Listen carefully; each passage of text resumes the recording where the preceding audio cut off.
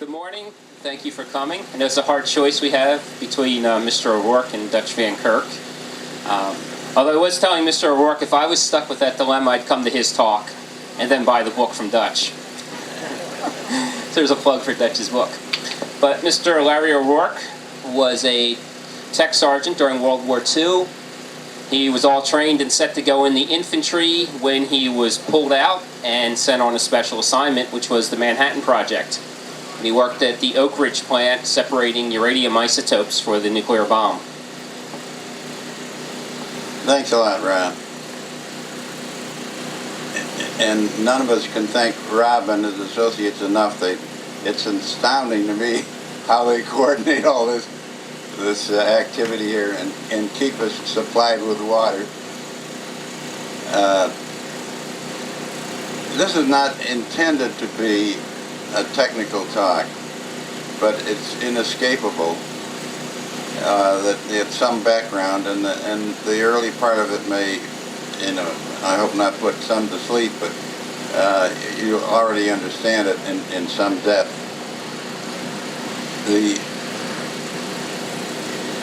You're probably aware that there were two kinds of bombs called nuclear bombs that were used during World War II, both on the Japanese, one at Hiroshima and one at Nagasaki. The two bombs were entirely different in their method and in the use of material, as well as the method of their assembly. And I'll try to underline why some of those differences are there. Either type of a nuclear bomb, then and now, starts with the element uranium. Uranium is a heavy metal. It's not rare in nature, but it's widely spread and somewhat expensive to mine and extract and so forth. But it was well established by 1941 that some power in the world might develop a weapon that would use the energy that's stored in certain elements, and if they could release it, it would be an enormous result in destruction.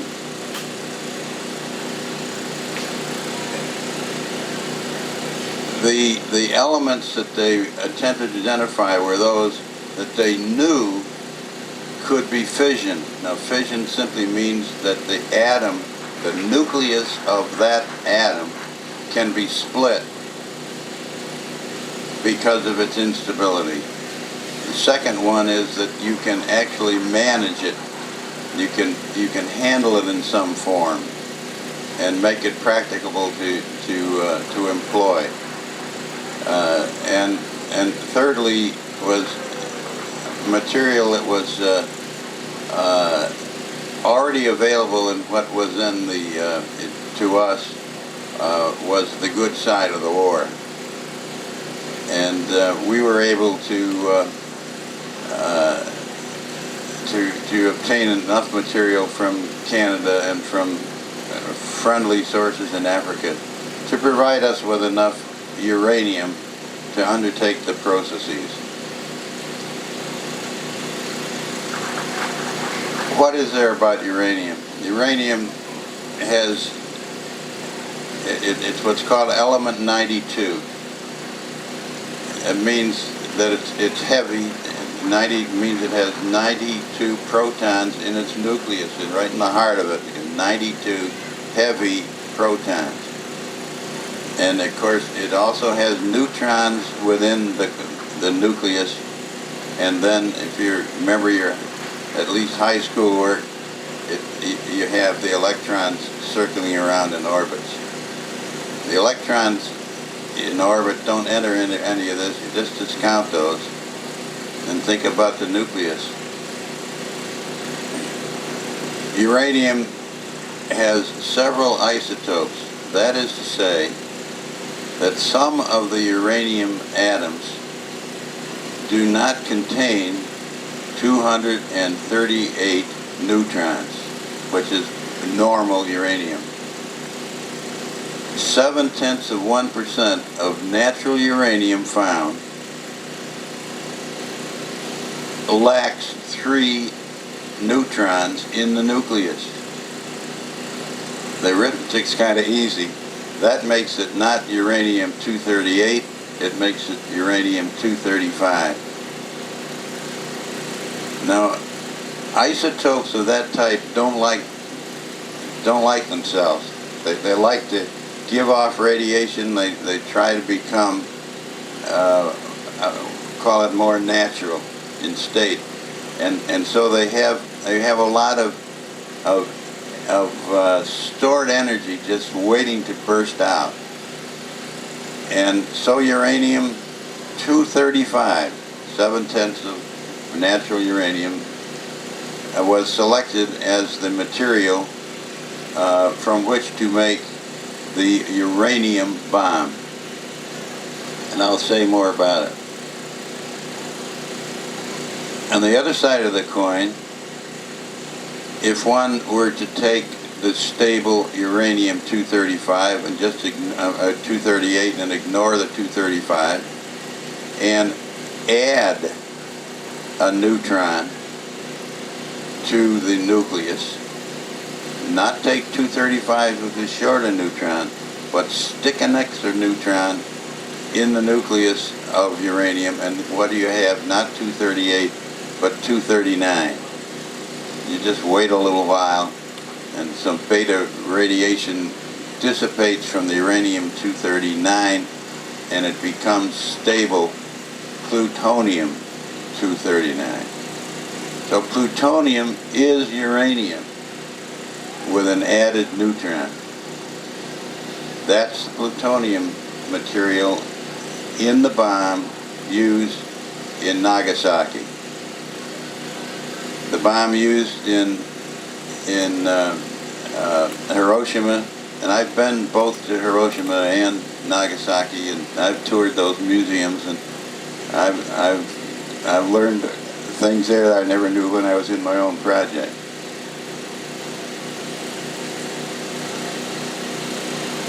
In order to separate the light isotope, the uranium-235, from the natural state of uranium, 4 different processes were conceived by very brilliant people like Dunning and Booth and Slack, Oppenheimer, and they all were based, and the underlying principle was what you learned in high school. It was, if you remember the formula, that energy is equal to 1/2 mv squared. If you remember that in your high school work. And what it says is that the energy of all particles is equal. Energy has to be constant. And it's equal to, forget the half, just say mv squared. Now what that means is, v is velocity, m is mass. And so to be constant in energy, if your mass is lower than something else, it has to move faster. In order, it has, the m is lower, so the v has to be higher. And that's the whole principle for the separation of uranium-235. How do you do it? You take advantage of the fact, in most cases, that the velocity of a molecule of uranium, if it's in a free state and able to move and isn't a metal, it's turned into a gas called uranium hexafluoride, that any particle of uranium-235 will move faster through space than a molecule of uranium-238, and by a factor of 1.007% faster. And that's not very much. Now, you put a lot of brilliant people to work. And they try to figure out how to get that 0.7% out just because it happens to move a little faster. They tried four approaches. And relatively briefly, one was the gaseous diffusion process. That was the big plant that you see pictures of in your history books in Oak Ridge. There were 4,000 stages. Each stage was as big as this tent in series around the big U. And uranium hexafluoride gas would be fed into this, what was called cascade. And in the cascade were hundreds of square miles of tubes. Just think of it like a cigar that's hollow. And by amazing technology, the pores in the outside of these tubes were made to the size was just slightly larger than a molecule of uranium-235 or 236. The diameters are the same, the weights are different. So that only one molecule at a time would go through those barriers. And it's stacked up in a mile-long cascade, one stage after another, slightly enriched, slightly enriched, slightly enriched, until up at the top, your target was 90% uranium-235. Another method was the centrifuge. The centrifuge works in a slightly different principle. The heavier mass, when you're twirling something around at the centrifuge, the heavier material will gravitate to the outside. So in that process, the uranium-235 was more U-238 was removed, and the U-235 was kept cascading up those stages. Another process was the thermal diffusion, an interesting thing. Uranium hexafluoride, again, in this case as a liquid, not a gas, was introduced into a series of stages. I think it was 1,250 of them, with a cold wall on one side and a hot wall on the other side. And by golly, the uranium-235 would preferentially gravitate to the cold wall. And so then you take that particular stream that would naturally, the hot side would rise as all heat does, the colder side would go down, and every now and then, stage by stage, you get more and more of the lighter isotope would flow down from this cold wall. Amazing. And finally, the cyclotron, often called calutron, the system was used. And this is equally amazing. A solid material, uranium tetrafluoride, UF4, not UF6 gas, was introduced into a cyclotron, which is, just a circular device with magnets all around that can accelerate particles to just close to the speed of light if they're big enough. And these calutrons were built at a plant called Y12 in Oak Ridge. And one molecule at a time, uranium tetrafluoride, solid, it's a green solid particle, they were introduced into these cyclotrons, and they got up to massive speed, and ultimately the uranium-235 would be moving faster than the uranium-238, back to the 1/2 MV squared. And one molecule at a time of the uranium-238 would on a curved path enter into a collective cell, and the 235 would go another mile or so down the cyclotron and find its way into another container, and that was uranium-235. And those plants were all built in 3 years. All built and had their job done in 3 years.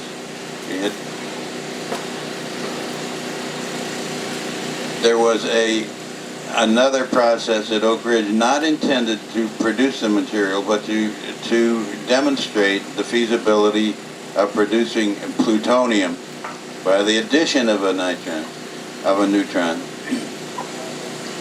And this was done at a plant called X10, and it was a reactor.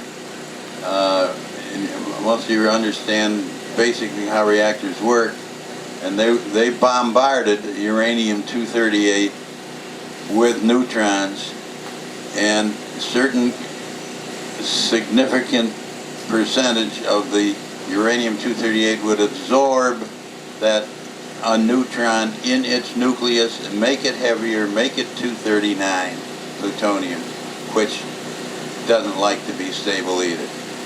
So now you got 4 ways to try to get 235 and 1 way to try to get 239. What was Roosevelt going to do? He was convinced that what we call the free world, just whether they wanted to or not, better get this weapon before somebody else did. He appointed a magnificent individual by the name of Leslie Groves, who was then a colonel in the United States Corps of Engineers. He did amazing things. He had camps built for Army and Navy with they were just real cities, and he had them built so fast and with such energy that it was amazing. And he led the construction of the Pentagon, and the Pentagon was built in 6 months. Now try that today. And in the middle of it, they decided it was 4 stories high in the design. In the middle of it, they decided they were going to make it 5 stories. So he had to account with that among many other changes. But he had an amazing energy and reputation, and so Roosevelt put him in charge of the nuclear program. Groves had an office in Manhattan, in New York, in the Corps of Engineers, and so it was just called the Manhattan Project. That's where that name came from.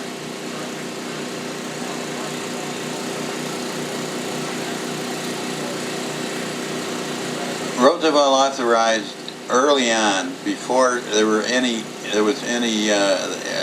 completion even to theoretical work, he authorized the purchase of about 70 square miles in the hills of Tennessee, and about 67 square miles of land in Hanford, Washington, along the Columbia River, which was relatively uninhabited, just in case something was going to be built. And they were built.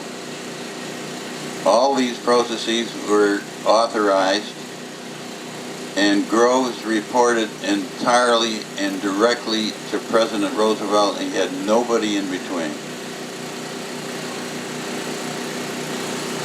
Groves had very little difficulty in selecting the man to be his peer in respect to technology, Robert Oppenheimer.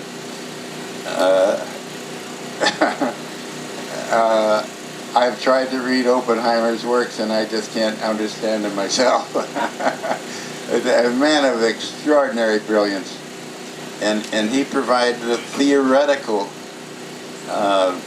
requirements to how to use these materials as a weapon, and his work was established in Los Alamos, New Mexico.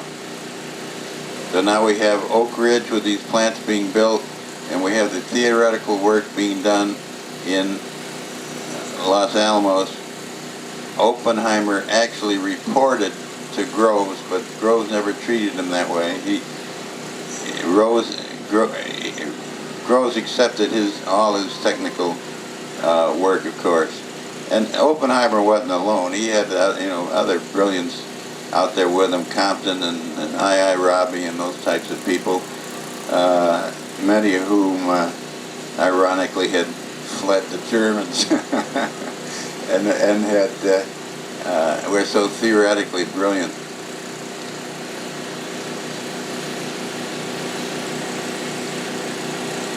In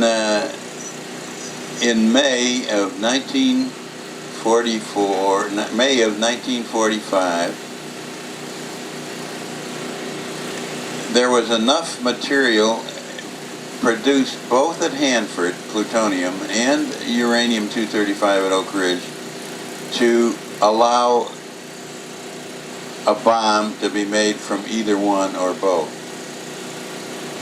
The theory pointed out that the plutonium bomb required, just think of what you see the result of the damages done at those two cities, Hiroshima and Nagasaki. The plutonium bomb required 13 pounds of plutonium, which with its weight is about 3 inches in diameter. A ball 3 inches in diameter required about 35 pounds, 33 to 35 pounds of uranium to make a bomb.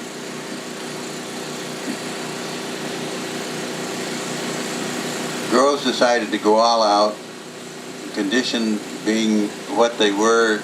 The Germans by now, by the time the bomb was used, had surrendered. Japanese weren't about to surrender. Enormous infliction was done on Japanese cities. In one raid in Tokyo, when it was firebombed and the town burned, 300,000 people perished in those fires. And they weren't the only cities that were firebombed by these hundreds and hundreds of B-29s that had been built. And the Japanese were suffering, incredible losses, but they would not yield. One of the plans that the United States had was that there were 5 cities that would not be firebombed by the B-29s. One of them was Kyoto, which is such sacrosanct history in Japan, and such a precious city in the world, was just discounted, wouldn't bomb that. The other 4 cities were not bombed because they wanted to, after a bomb had been dropped, they wanted to study the results of it and compare it with the cities that had been firebombed. So they were, if you were lucky, up until that date, June the 6th of 1945, you lived in Hiroshima, or you lived in Nagasaki, and you made fighter planes, and you had the 5th Army headquarters for the Japanese Army, and you didn't know it, but you couldn't live in a safer place. And that all ended when the 2 bombs were dropped. Now, what about the 2 bombs? The uranium bomb was never tested. It was used directly. The reason for it was because the technology and the understanding of the fissionability of uranium-235 was so well understood that they made 1 bomb, and they knew it would work, and they never tested it. Now, how did it work? It worked in a very complex way, but it can be explained simply. Fissionability, as I said, is a characteristic of a nucleus that allows it to be split if it's bombarded with material such as neutrons. In order for it to explode or detonate, you must have a certain amount of that material all in one place and in one piece, and that's called a critical mass. The critical mass simply means that this radioactive material, which is emitting neutrons, is emitting them so rapidly that when it hits a certain nucleus, rather than that neutron being captured, it actually knocks two other neutrons out of that nucleus. So that for every one of those successful neutrons, you get two neutrons. And then those two go and get two more each, and that's called a chain reaction. The propagation, the intrinsic propagation of the number of neutrons that are within this mass, whether it be the little plutonium ball or the bigger uranium, has to reach an intensity enough so that the whole thing just detonates.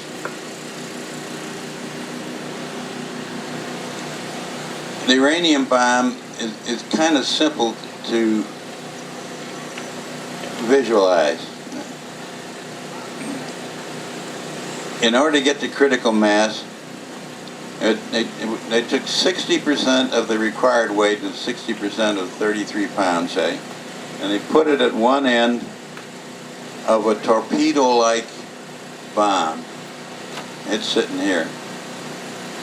And down at the other end, they put the balance of it, 40% of the uranium-235. And there's a tube in between them. And there's explosive behind the 40%. Here's your tube. Here's part of your critical mass. Here's the other critical mass. Explosion goes off. The 40% at extremely high speed velocity slams into the other end. Now this end is circular. It has an annulus in the middle. This end is like a pencil that slides right into that tube. So down comes this piece, enters into the hollowed out part, and not incidentally, the impact of that releases a material that's in a separate container known as polonium, in which it gives out a lot of neutrons, and that's called the trigger device. It adds more neutrons to the neutrons that are already creating critical mass, makes it work faster. And so in less than 0.8 of a second, from the time that explosion goes off behind at the end of that bomb, the whole mass is gone. It's gone off. So when they dropped the bomb, they went off by altitude meters that were built into the bombs, and they were built to go off at 2,000 feet. The 2,000 feet, the 40% would slam into the 60%, and off goes the bomb. Now that sounds pretty simple. I've got diagrams of the bombs that would show you that, you know, it's more complicated, but that's the idea. Oh, you've also seen pictures of the uranium bomb, and you may remember it's called the Thin Man or Little Boy and things like that. You've seen pictures of the plutonium bomb, and it's a great big balloon-shaped thing, and in the heart of it being this 13-pound ball in this bomb, which is twice my height in size. Why can't you use it in what's called the gun method for uranium? It happens that in producing plutonium by bombarding it with neutrons, you do produce plutonium-239, that's what you want, but you also produce a small fraction that's even heavier, plutonium-240. You really don't want that, because that is so radioactive, it's essentially unmanageable. And there was no way to produce the 239 without having this little bit of 240 in it. And if you attempted to build, you wouldn't live through it if you did try, to use the gun explosion type uranium bomb design. You put the plutonium here, and you put the other part of the plutonium here. Of the 13 pounds, I'm not sure, maybe 7 pounds here and 6 pounds here, whatever it was. There was so much radiation coming out of the 140, the thing would go off all by itself, and you just, everything would go. You had to do something else. They didn't find this out until about 6 months before they had decided to drop the bombs, and they just found out then that they couldn't use the gun type explosion. Well, what they did do, they produced the plutonium, the 13 pounds of it, in kind of a low density mass. It had the 13 pounds, but it was a little more porous than a solid core. And they placed this in the center, call that the center, when they armed it. They didn't do this until they're ready to drop it. And they lower that plutonium piece into the heart of that fat man, as it was called. Inside it was some of this polonium that I mentioned with high radioactivity. And it was coated with gold, which kept the neutrons inside the polonium so it wouldn't react with the plutonium-239. So you got this little piece of polonium coated with gold in the middle. You got plutonium on the outside. And then you have a big ring of aluminum and a big room of beryllium. And those are all to concentrate forces together and also to reflect neutrons back into the core, so very few of them would escape. And most of the bomb then was surrounded by 32 cone-shaped pieces of high explosive. And if you think of it like when you see a volleyball, and if you thought that each of those black and white parts of the volleyball went down like in a triangle down into the core of the bomb, and they all went off at the same time within 0.8 of a millisecond of each other. Try to design that. If they all when they all went off, they would compress this relatively porous plutonium. It would reach a critical mass. It would melt the gold core. You remember, this is like 8 times the heat of the sun you got here now. You melt the gold core, the plutonium would give off neutrons, and off goes the plutonium bomb. Well, that's why the plutonium bomb was so fat, and why the uranium bomb was so thin.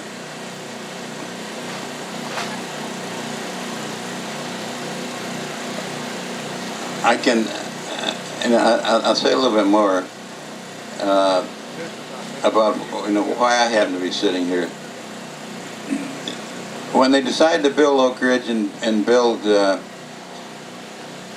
Los Alamos and build Hanford, Oppenheimer naturally got deeply concerned about how in the world are we going to get enough technical people to run this place, and how are we going to get 20,000 plumbers and electricians and carpenters and civil engineers to build these plants,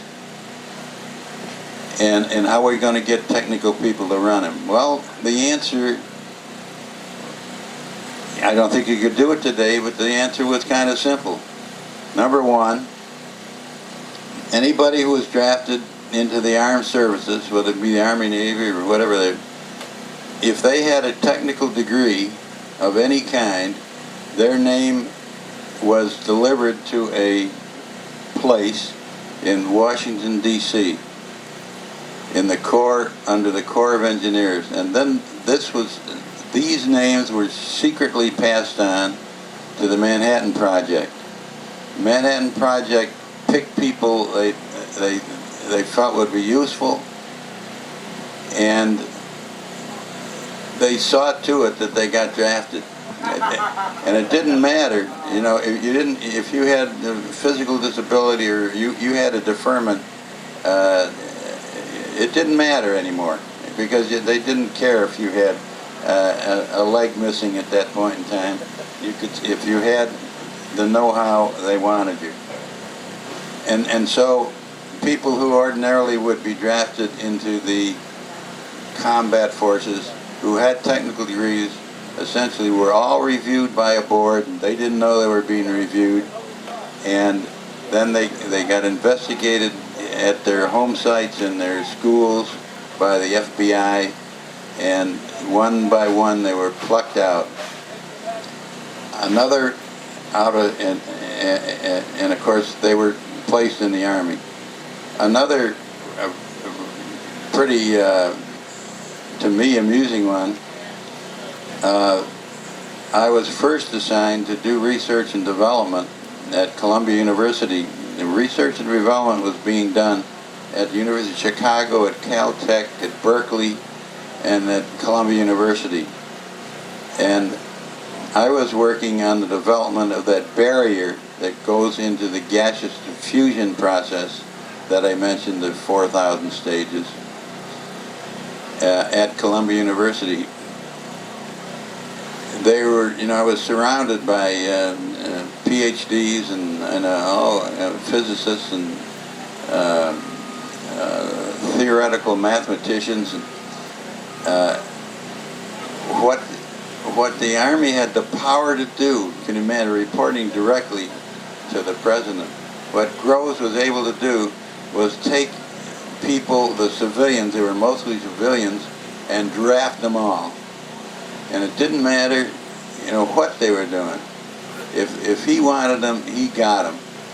And in order to keep them from saying, well, I'm tired of this research, I think I'll go teach somewhere, no way.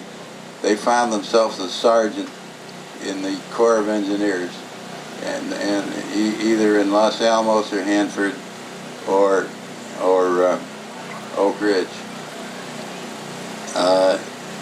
And there were other ways that they saw to it that they got the people that they needed.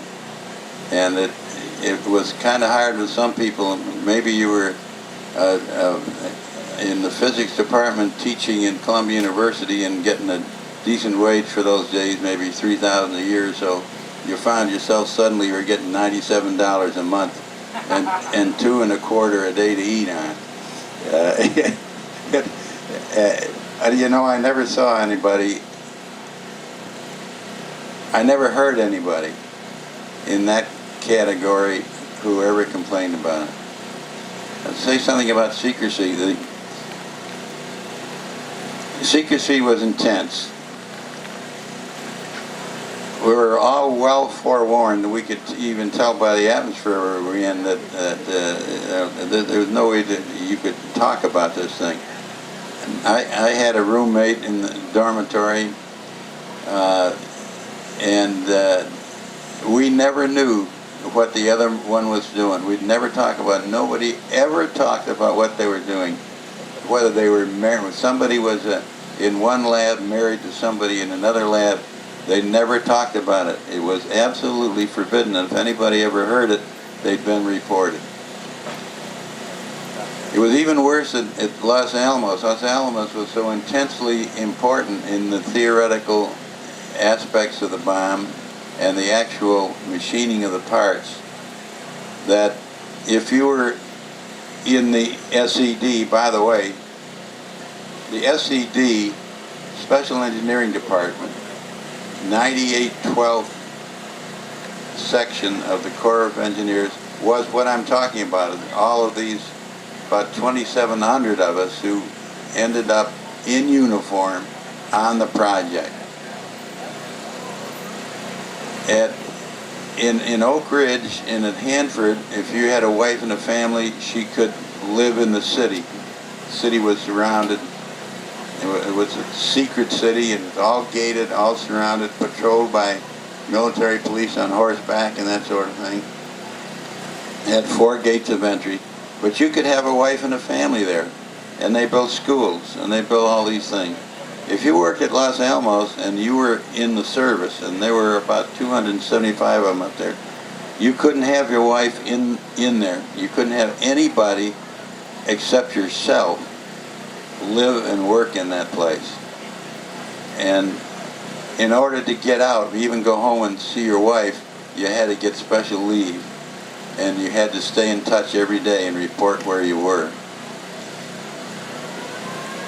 Emphasizing the power of General Groves. And I saw him twice, and I'll tell you, he was an awesome guy. He was the Patton of the Manhattan Project. He was terrifying. One time, of course, I didn't work at Los Alamos, but I know I've read this in some of the books. On one occasion, Groves was talking to the #2 department head for the construction of the bomb. They were riding in a car. And this fellow was maybe a little soft-hearted, and he said, "You know, I've got a little problem, General." And Groves said, "And what's your problem?" Probably snarled it, "What's your problem?"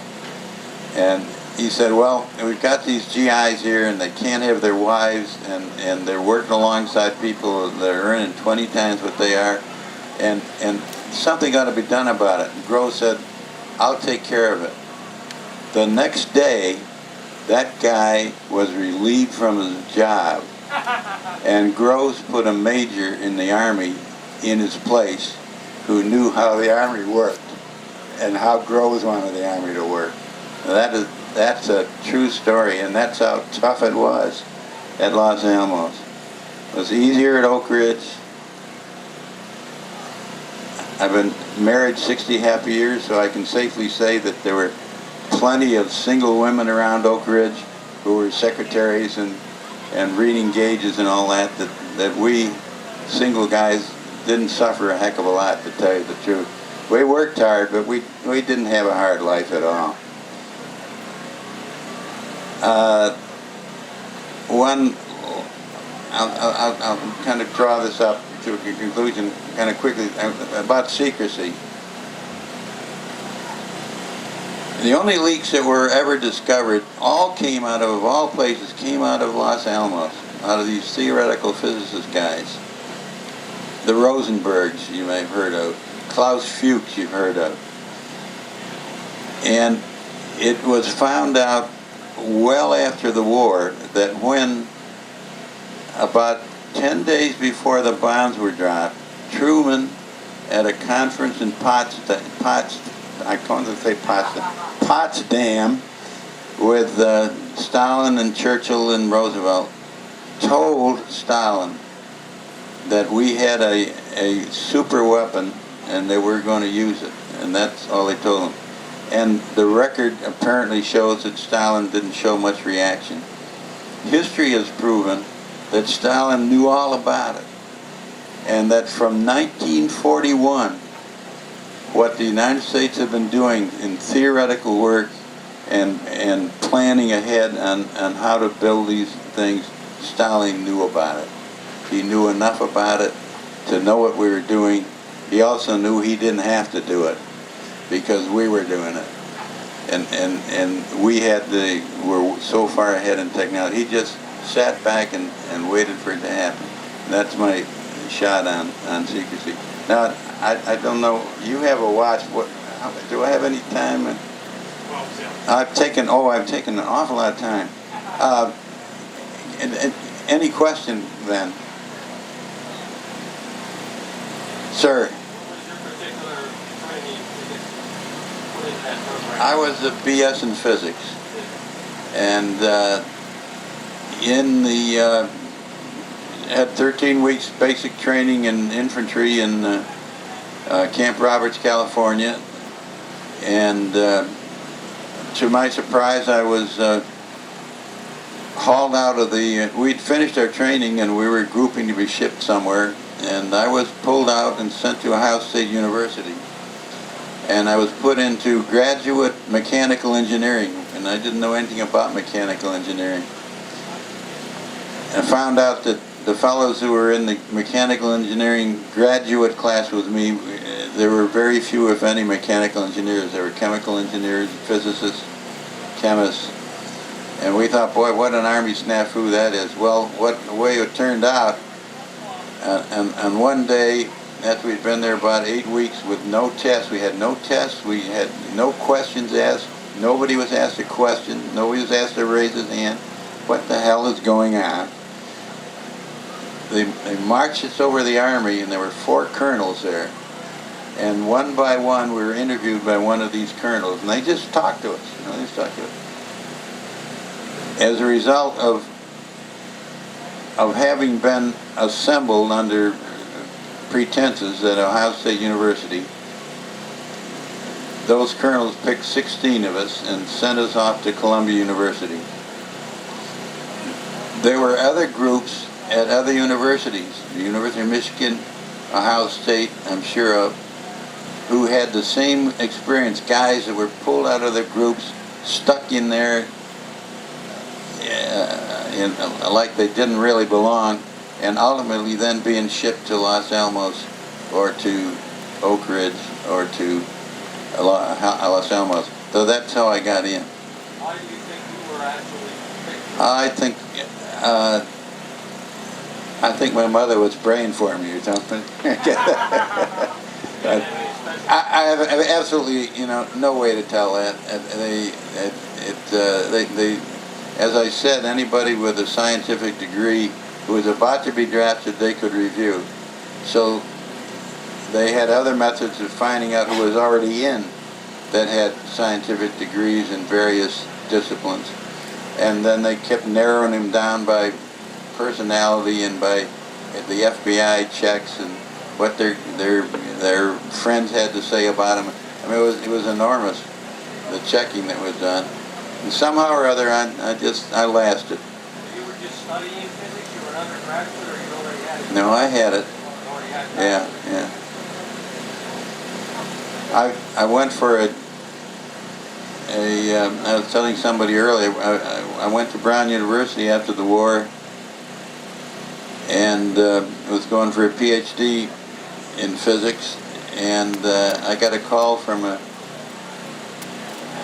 impressive fellow at Oak Ridge, and he urged me to come back because they were kind of reorganizing themselves because of the Korean War concept, and would I come back? So I just dropped out of school and went back down there and never regretted it for a minute. I stayed in nuclear work for 20 years before I went into commercial work. Yeah. You rubbed shoulders with the very top scientists in the group. What was that like, working next to some of these people, top people? What was it like to work with top secret people? Yeah, with the Well, you were. scientists. I saw darn few of those.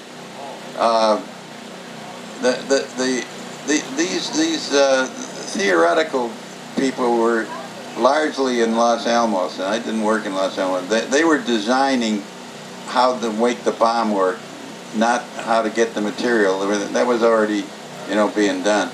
When I was at Columbia, I had seminars from Arthur Compton and Dr. Booth and Dr. Francis G. Slack about what we were doing, and we would ask questions and ask them if they had any ideas about how our work could progress faster. But once I left Columbia, which is on the day Roosevelt died, and went to Oak Ridge, after that I never saw a theoretical guy. All right. Well, Yeah, were there any really bad accidents or tragedies while working with this dangerous material? not as a result of the material itself, as to uranium, as to plutonium-2. Yes, 2 members of the 9812th Special Engineering Detachment died in Los Alamos working with plutonium and getting careless with it. They would have, a mass here and a mass there, and somehow or other they'd get them too close together, and blue flash would go off and it'd just fry them. No explosion, but they were dead before they knew what they'd done. That happened twice in Los Alamos, and I believe that's the only accidents that ever took place. All right, I can see that big watch all the way from here. Class is dismissed unless you have any other questions. I thank you very much.